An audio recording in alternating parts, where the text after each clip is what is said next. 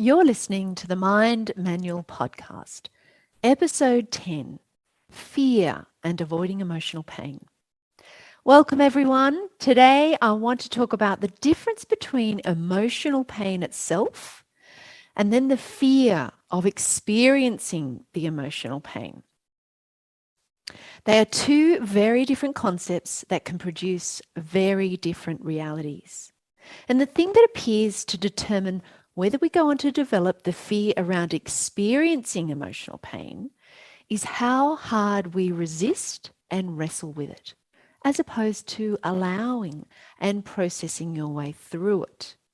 We can either meet it with a mindset of resistance and rejection or allowance and acceptance, which is not to say that you condone or enjoy it, but that you just allow it to be present without pushing it away. What you resist persists. So when there isn't that resistance or opposing force, you're then allowing it to pass right through. Emotions are really just a transient energy or sensation that you physically feel in your body. They're generated in the brain in response to stimuli, which is usually going to be our thoughts, but it can also be in response to immediate physical danger, such as a near-miss accident or a lion hunting you down. But for the most part, if the real threat of physical harm is not present, it will be the way we are thinking and how committed we are in believing the thoughts that are being offered by our mind. Neuroscientists have estimated that we have anywhere from 12,000 to 60,000 thoughts a day, and approximately 95% of those are going to be repetitive thoughts, of which 80% are negative. So we have a fairly consistent dialogue of habitual negative thoughts, thanks to the memory center of our brain, which is called the hippocampus, that our mind is trying to feed us. And because we're usually not aware enough to consciously make a choice about whether we want to believe every thought we think, we go and blindly believe this incessant chorus of thoughts as facts, as if they're all real, which then triggers the emotional center of the brain called the amygdala. And the whole negative emotional response is put into motion. Then, when we engage in all the avoidance activity to prevent ourselves from experiencing this emotional pain, we go and layer fear on top of it all. And whenever fear is present, the amygdala signals the hypothalamus, which activates the pituitary gland to secrete hormones. And then the nervous system jumps on board to squirt adrenaline along with cortisol and others to create this chain reaction of activity in the body to prepare it to either fight or flee. The types of emotion being expressed will determine which specific mix of hormones and neuropeptides that will be released to affect different systems and therefore our physical state in different ways. So emotions themselves are just a flurry of different biochemical and electrochemical output throughout the body as a result of our thought patterns and instinctual responses. They are harmless in and of themselves. So there's no real big deal to them at all. The shame of it is that we go through a lifetime of trying to avoid having to experience negative emotions. And it's this aspect that ends up ruining lives, or at the very least, stealing so much of it away. When we look at activities such as over drinking, overeating, gambling, drug addiction, or any other activity that has a negative back-end consequence to it, or the opportunities and the experiences that we shrink from by playing small and in hiding in the hope that we don't have to feel an emotion that we're trying to avoid, such as rejection, embarrassment, shame, humiliation, deprivation, loneliness, or even boredom.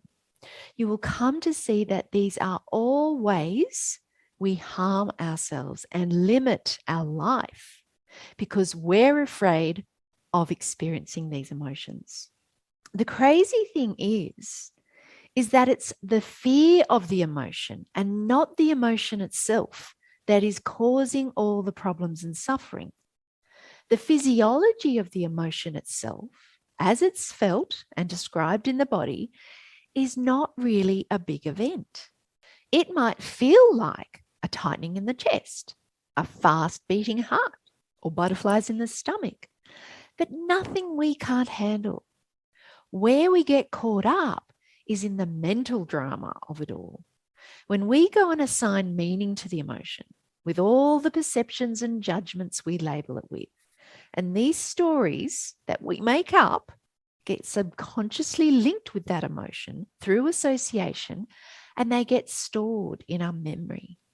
This interlinking of the physical state arising from the body's response to our mental reaction in how we interpret a situation is what causes us to get locked into having this painful emotional experience that we create. When we have strong emotion, it releases more neurotransmitters to assist with memory consolidation. So it's not the emotion that's the problem. It's our mental portrayal of what we go and make all that mean that causes us so much distress. We become confused in not being able to separate ourselves from our thoughts. And given our thoughts are mostly negative, judgmental, or on the lookout for the threat in the situation, we'll go and think we're either of no value or that the world is unsafe. The key in not getting swept away with our thoughts and getting locked into this painful thought-feeling experience is in separating yourself from your thoughts by becoming the observer of them. There is another dimension to us that allows us to observe ourselves having thoughts and interacting in the world. When we can disconnect in this way to merely become the watcher, like sitting down to watch a movie, we're able to quiet the mind and just observe it, all playing out, where you become the person in the audience watching yourself performing on the stage of life. The glorious thing is that after we watch a movie, we don't go and get caught up in the incessant self-talk, in wondering what the other person meant, in labeling everything and assigning meaning to every bit of it. We just walk right out of the cinema and pick up where we left off, and it's business as usual. We don't go on and on about it all, which then activates the stored subconscious feelings we've attached to those thoughts, causing us to go and replay it all, and around it goes in this painful, never-ending cycle, keeping you trapped.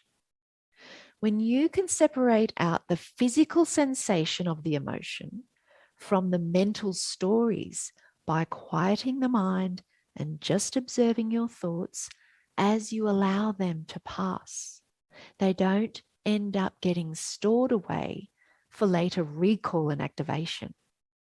This ability to process any emotion and staying present with it long enough for it to pass through without all the drama and torment is the ultimate freedom. And it will open your life up in ways that would otherwise have you shutting it all down or shrinking or over drinking and emotionally eating, because you no longer have to seek out doing the thing to take you away from the pain of resisting and compensating for the way that you feel. That keeps on persisting because you're resisting. When you're free to experience all the feels and what it's like to be you, uncensored, without the cover-up or distraction, you'll be ready to meet with the truth of your life. And when you can reveal that to yourself, you can claim authority over it. You no longer have to hide or avoid and distract yourself, and therefore never show up in a real and authentic way. You can just sit with what is and then decide, what now? What do you choose to do with what's left of your life? If you weren't afraid to experience any emotion, then what goals would you take on? Who would you get in touch with? And what is something you might do that you've never tried before?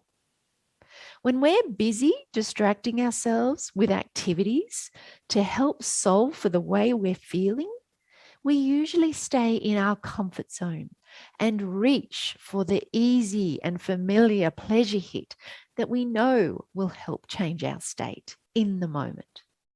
But it's only transitory. And so we need to keep coming back for more and more, again and again.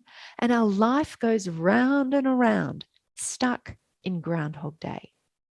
We rob ourselves of a life that's enslaved to this addictive cycle when we could otherwise free ourselves to pursue the fullness of life and what we truly desire.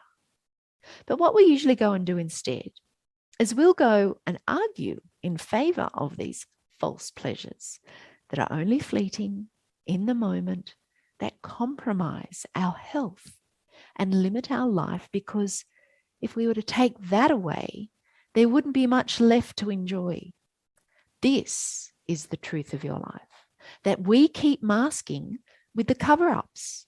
And unless we're willing to peel it back to the cold, hard truth of what it is, we can't address any of it. And therefore, we remain at the effect of our life rather than the creator of it.